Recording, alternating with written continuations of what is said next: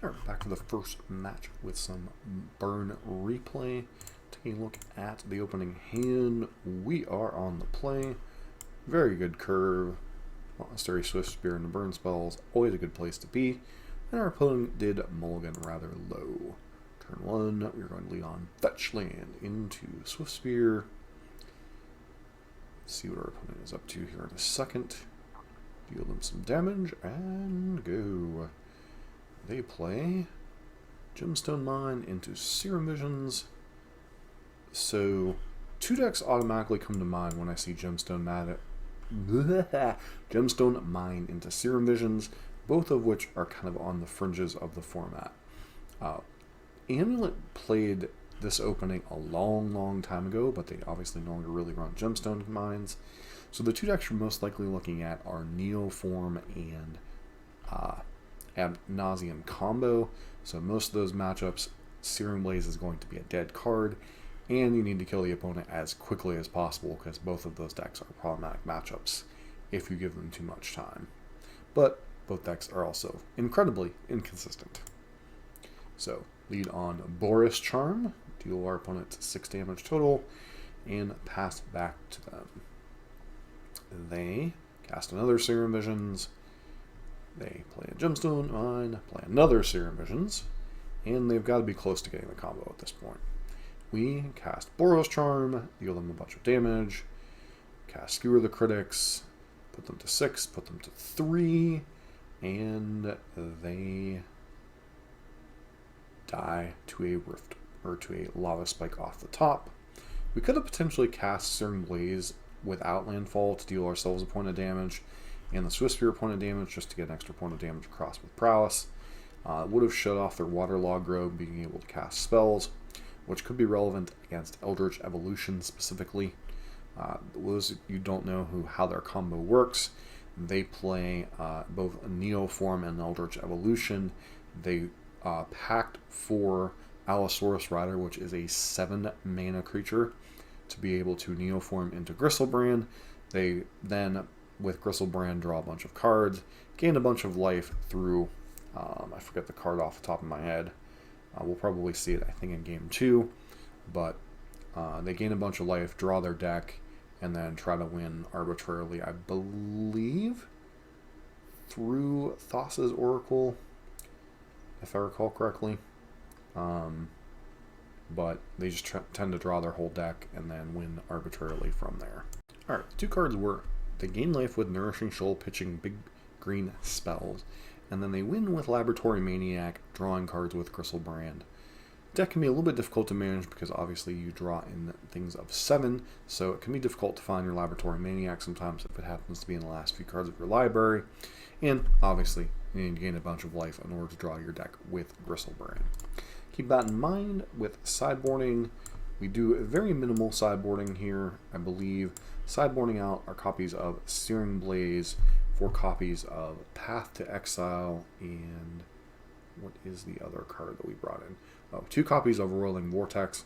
Now Vortex, not a good card, but a lot of times their path to victory involves casting Summoner's Pact, which would deal them 5 damage, which can reduce the amount of life that Gristlebrand can play with, and also if it happens to drag out long enough and they don't have a turn 1 or turn 2 win, Whirling Vortex can shut off Gristlebrand's ability to gain life, Nourishing Shoal as well, to keep them from drawing their deck, hence why we brought it in.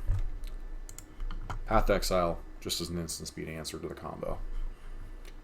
Because a lot of times they packed, if they can't pay for pack, well, they're just dead, so Path just kind of deals with that. So, take a look at our opener here. We have a solid aggressive opening, Monastery Swift Spear into Eidolon. About the best you can do against their deck on turn 1 and turn 2. If they happen to have the turn 2 or turn 3 win, sometimes you just lose. Obviously that's facilitated by things like Gemstone, Caverns, etc. The deck obviously got significantly weaker with Spirit Guide being banned, and really doesn't see a bunch of play anymore, but it is a deck, has a very distinct opening that really only a deck like Ad Nauseam shares any particular cards with it anymore, as Serum Visions has really fallen out of favor with a lot of specifically non-combo decks in the format. So, take a look at our opener. Opponent mulls to 6, mulls to 5, They keep on the 5. They play Botanical Sanctum into Serum Business. Shocker. We play Monster Swiftspear and chunk them for 1. Opponent passes.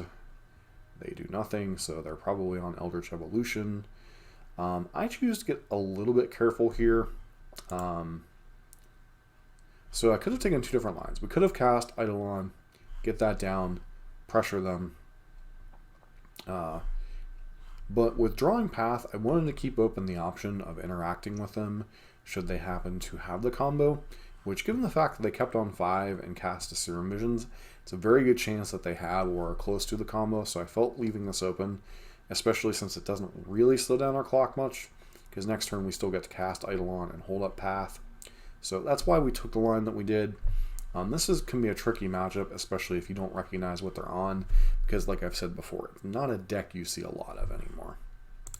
That said, we attack with Swizzle Spear to 14. Relevant life total, because that means they can only draw once with Gristlebrand because of this Waterlog Grove. Now, they Summoner's Pact for Allosaurus Rider. Now, Allosaurus Rider is specifically because it has, you may exile 2 green cards from your hand rather than pay the spell's mana cost. That's why this deck, it has the explosive potential that it has. It really only needs the mana to cast either Neoform or Eldritch Evolution. Clearly our opponent's not on Neoform because they would have cast Neoform last turn, so that led me to believe that they were on an Eldritch Evolution draw, and we will see if I am correct. They cast Allosaurus Rider, they cast Eldritch Evolution to go get Gristle Daddy. So in response to them drawing cards, I cast Path Exile, because they have no cards in hand, which means they can't have a Nourishing Shoal or anything going on, so these 7 cards will have to win them the game. Now, obviously, they're not just dead to Summoner's Pact. However, they are just basically dead next turn in terms of our ability to kill them if they don't do anything good. I do think they should have let this path resolve and then seen what they draw. They potentially could have, they could have drawn the nuts, I suppose. They could have had Nourishing Shoal or something and drawn Nourishing Shoal and something to keep them alive, and had enough left over to have Allosaurus Rider in the combo. Although I guess it really doesn't matter because their next turn is taken up by paying for Pact anyway. So I guess in a lot of ways they were just dead, but there's still a chance that they should have let their 7s draw their 7, seen what they had, and then evaluate conceding the game rather than just conceding the game in response to the Path to Exile. But that is sometimes what happens when you play an all-in combo. If your opponent has the specific answer, they just die. Otherwise, you obviously get to kill them on turn 2 or 3, which is obviously pretty busted as in most formats. Alright, we're back here for the second match, taking a look at our opener. We have a 1-lander. This is a very easy mulligan. This hand is not ideal, but I think on 6 you can argue keeping this hand. As far as cards to put back, Searing Blaze and Skullcrack are probably the 2 that I would look at the most. Could argue Eidolon because we're on the draw. It's also a hand we could throw back, but I do think on 6 I'm inclined to keep this. Opponent goes Windswept Heath, pass. We draw a Swizzle Spear and go ahead and attack them. They fetch Triome, Jetmir's Garden, and they go Renin 6 into Stuff.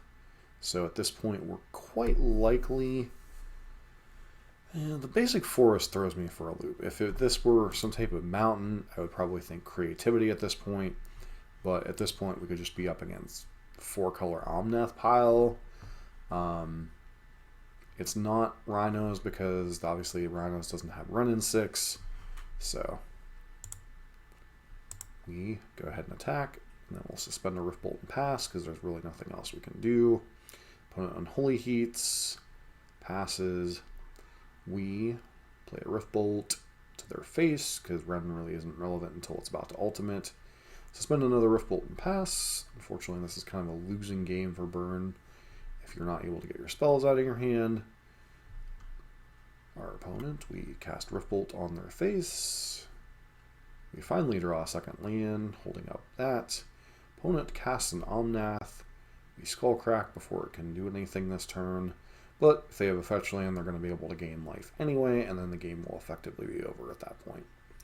Opponent does have a fetch land, so during their turn, or during our turn, they will fetch, and we concede. Now, obviously, we could still try to fight through this, but between the combination of Wrenn and 6 and Omnath, it means that effectively each turn cycle they're going to gain 7 life, and without the ability to either kill them immediately or kill Omnath, we're just dead. So they will go to 4 and then go back up to 9. Obviously, they have to wait until we take a game action because Boros Charm is lethal in response to a fetch, but we have nothing in our hand capable of killing them right now, and we can't deal with the Omnath. So this is kind of a losing position where you have to understand that, yes, you could play out the game, but this game is over, especially if nothing else. They have a Wrenn and 6 that can ultimate and have infinite removal spells for our creatures, and they're gaining 7 life a turn cycle. Kind of unbeatable. Historically, I've always found the Omnath matchups to be reasonable. Their deck is a little bit slow and clunky sometimes. They do have some early interaction, Unholy Heat, Prismatic Ending, Pitching Solitude, Pitching Fury, etc. But that said, until Omnath comes down, the game is generally Burns to lose.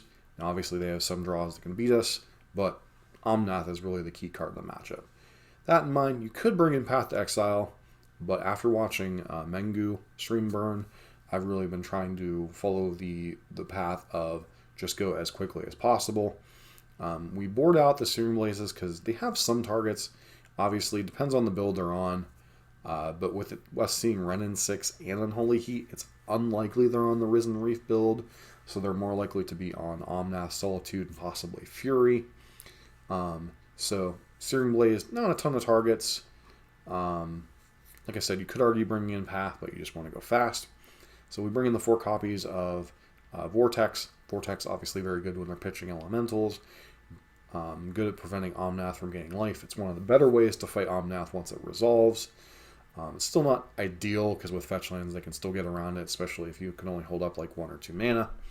But I digress. It's kind of your best strategy in this matchup. And generally I find it to be a very reasonable matchup for Burn, but we did get stuck on land game 1. Taking a look at our opener, we have a very good opening hand of Swift Spear and Goblin Guide, a bunch of burn spells to back it up. And let us begin. We open on Goblin Guide, deal them some damage. They draw an island, they pass. We cast Swizzle Spear, cast Lava Spike, go to combat. Our opponent fetches basic island, casts Solitude, exiles our dude, ephemerates, exiles our other dude, and at this point I concede. So, possible premature concession, I'm not going to deny that. We could Lightning Helix to kill this, but they still effectively have killed 2 of our creatures. They're going to gain 3 life next turn, and at that point we've expended a good bit of our resources, and they're at 17 life. So if you know anything about the Omnath matchup, they could have a ham sandwich at this point, and we're going to lose the game. So like I said, bit of a premature concession. I should have played out the game, but when you get blown out that badly on their turn 1, our turn 2, just have a hard time recovering from that sometimes. But alas, bit of a premature concession. As badly as we blew out our opponent match 1, we got blown out here game 2. So it happens. All right, we're back for match number 3. We are on the draw, unfortunately. Taking a look at our opener, we have a 2-lander with both Bolt and Lava Spike. Not terrible openings. Eidolon on 2, Searing Blaze at the ready, potentially for any type of creature shenanigans. So this is a very easy keep. Our opponent leads on Zayator's Proving Ground. Could be Jund midrange, could be Zoo, could be Creativity at this point. Our opponent leads on Mountain and Skirr Tribe Builder, so it looks like we are up against a variant of Scapeshift. So I choose to cast Eidolon here. Alternatively, we could have cast Searing Blaze on that, or just cast Swift Spear and the Bolt. Our opponent doing the thing. We have Swift Spear into Swift Spear. Get these on the board and attack. If our opponent chooses to chump block, they still could be creativity at this point, but Sakura Tribe Elder obviously means that they are on Scapeshift or Titan. We Searing Blaze them, deal them damage, put them to 7.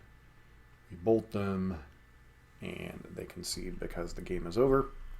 We are a tiny bit faster than them, but with the addition of, what is the name of the card?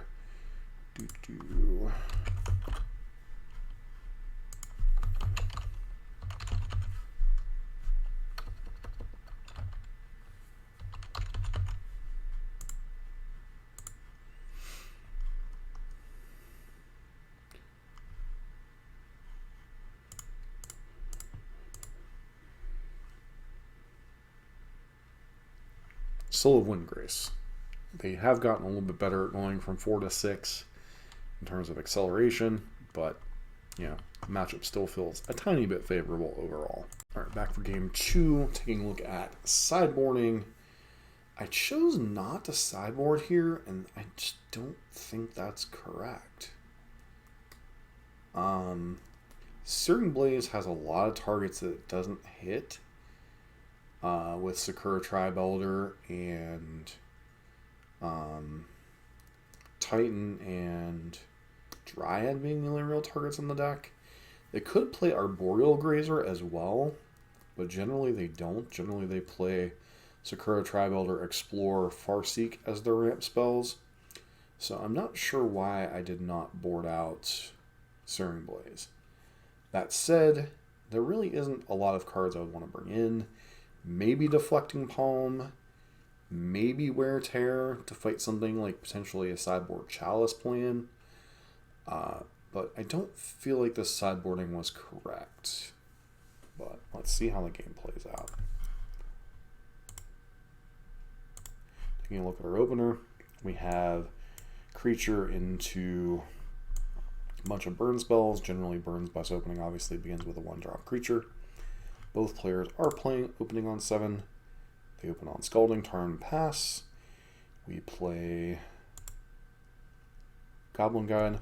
One thing with their deck, if at all possible, we want to try to stay above 18 life, because that is the key between Scapeshift requiring 7 lands and 8 if they don't have a Dryad in play.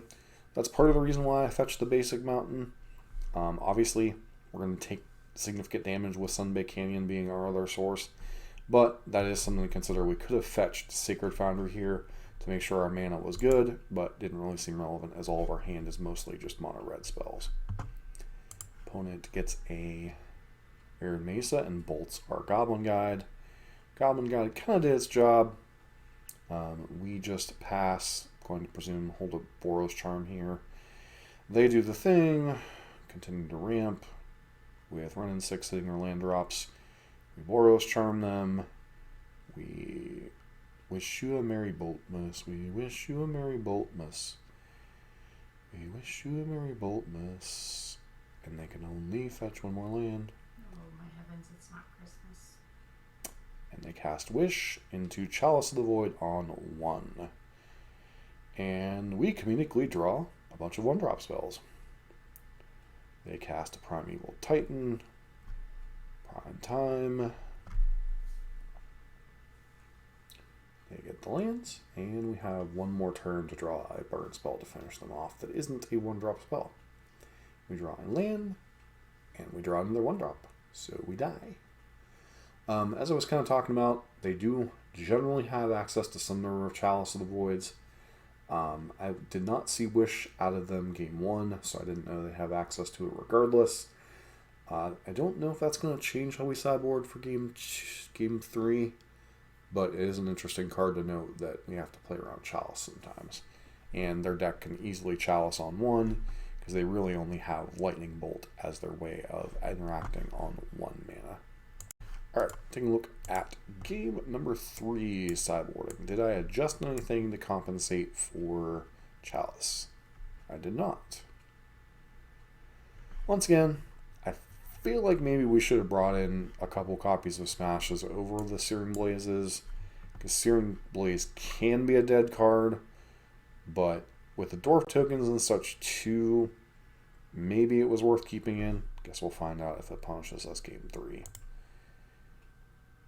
Okay, this opener, obviously a bunch of 1-drops. Eidolon the Great Rebel, burn spells, pretty good hand overall. Generally a hand that can kill by turn 4 under most situations. Generally where you want to be in this matchup. Opponent's mulliganing, generally not good for them. Much like us, they are a critical resource deck. Run-in ticks can kind of undo that, but generally we don't care about run-in ticks. We go Swift Spear into Lava Spike here. The reason I suspected my opponent was sitting on a bolt, so just casting Eidolon wouldn't do a whole lot this turn. So we get in for Swizzle Spear, do the damage, and obviously they're generally still going to have to cast spells that are more than 2 mana. Plus they have Boseiju, so it's nice to see them force them to put Boseiju into play. They cast a Sakura Tri-Boulder into our Eidolon. Once again, we want to try to keep our life total above 18 if possible. A little bit difficult with an Eidolon in play. We go to combat. Presumably they're going to block and sack here. They draw a Fury, which is not good news for the home team because we're going to lose some creatures. But they're taking a boatload of damage in the meantime. This puts them to 4, I do believe. And then they're going to cast their Fury. And I guess they decide that's not good enough. Fury alone would have dealt with Eidolon and their Goblin Guy or Swift Spear. Obviously they're at 4 life and only have 5 lands in play. So, it comes down to, do we draw a burn spell or 2 before before they can get to 6 or 7 lands and Scapeshift us or Primeval Titan us and win the game. Now obviously they're in a lot worse situation because Boseiju and Forest do not count towards their Valakut count unless they have a Dryad in play. But as I said, generally speaking, this is a reasonable matchup, although I have lost to it, especially when they're playing Soul of Windgrace, and we did see the black mana out of them in game 1, so there's a decent chance that there's a Soul of Windgrace or 2 running around, and its abilities to gain life really can put a dent in things. But, alas, that is how things went in this match. Alright, we're back for a quick deck tip / wrap up to the games that you saw us play in this particular league. Let me know how you like these replay gameplays as opposed to just a long form gameplay that we do when we stream on Sunday nights over on the VODs channel. I do find these to be a little bit more useful in terms of compressing the size down, making the videos a little bit more watchable than having to sit through an hour and a half of Magic to watch 3 or 4 matches of Magic. Let me know down in the comments how you feel about these. As far as the list, this is just stock burn. I wanted to get back to playing a little bit of stock burn in the new year, as I've been kind of wondering on other decks, playing a little bit of Murktide, a little bit of Zoo here and there, but wanted to get back to playing a basic version of Burn to start out the new year, see how the deck felt. A little bit of a different sense of view on the deck after watching a very good Magic player like Andrea Mengucci play Burn. Not a deck you tend to see the pros pick up much, so it is interesting to see a different philosophy on Burn than people that just play Burn religiously. Main takeaways from that were mulligan 1-landers in your opening hand if you have 7 cards regardless. Not something I always follow. It's a rule I know I should follow but didn't always. And about the restricting your opponent's mana as much as possible, especially when they're on a deck like Counterspells, decks like Murktide, decks like Death Shadow, etc. It's important to restrict their ability to interact with your things mana-wise. As far as the list, nothing too fancy. It's the standard 4 list with 2 copies of Lightning Helix and 2 copies of Skullcrack as kind of your flex slots. I know a lot of people have been talking about getting away from Eidolon the Great Rebel. I am one of Eidolon's biggest detractors generally. When it's bad, I acknowledge it's bad. But that said, I don't think it's a card that we should be cutting completely from the deck. To me, Eidolon is always at its worst in formats where either Valor things, people were talking about decks with like Solitudes and Furies and Leyline and Bindings making Eidolon bad. And while I generally agree it makes the card worse, as it's not guaranteed to deal damage whenever it's being removed, I still think it's a card that a lot of those decks get punished by. Because a lot of those decks are still playing things like, they're a Cascade deck playing Glimpse, or they're a Rhinos deck, or they're a Renin 6 Unholy Heat Lightning Bolt deck. There's still a lot of spells that it punishes them and forces them to use removal and such, maybe not when they want to. Maybe they want to hold a Leyline of Binding for a Roiling Vortex later, or they want to use Leyline Binding at a more opportune time when they can double spell, and Eidolon kind of forces their hand with things. So can't always just look at it on the face of what Eidolon does damage-wise. Sometimes you also have to look at it at what forces the opponent to react to. And Burn in those matchups is generally the aggressor. Generally wants to force the issue, and you want to force your opponent to have specific answers while killing them as quickly as possible. Sideboard, nothing too fancy. Wear Tear, Smash the Smithereens, very good against Urza Saga decks. Wear Tear also has utility against Leyline Sanctity in particular, a card that does see some play out of decks like Living End, etc., while also giving you a 1-mana answer to an Urza Saga. Deflecting Palm, not the greatest positioning it's ever been in, but it still has some things, Zoo, Titans, etc., that you want to hit, Death Shadows, etc. Generally not a card you want to bring in against Murktide. Really doesn't play well in that matchup, and especially after hearing Manguchi, who plays a lot of Murktide, say Sanctifier and Deflecting Palm are not cards you want to be bringing in that matchup. I'm now kind of questioning more and more its place in the deck, but alas, it's there. Roiling Vortex, probably Burn's single best sideboard card right now. It really helps in specific matchups, in matchups where your opponent's gaining life. While those aren't very frequent, you still have Omnath matchups, you still have Elemental matchups, you still have Cascade matchups out there. This is a card that helps fight all those matchups. While the people are more and more prepared, things with Boseiju, Force of Vigor, etc., it still is nice to have a card that kind of punishes people in those matchups. Sanctifier and Vec, another card that I'm kind of questioning its place in the deck. There's less and less decks that it's good against, especially after Manguchi saying it's really generally pretty bad against Murktide. I know some Burn players have been split on that, especially with Ledger Shredder in the mix. Just don't bring it in that matchup. It's good against Scam. It's good against Dredge. Not particularly good in the Burn mirror or against Burn. Can be okay against Mono Red mid range, but beyond that, this is another deck whose stock is beginning to fall. Also good against some variants of Reanimator. It's a card you can bring in against like Jund Creativity and such. Forces them to be on the Creativity plan rather than the Reanimation plan. And then Path to Exile, just generally your answer to things like Murktide and such.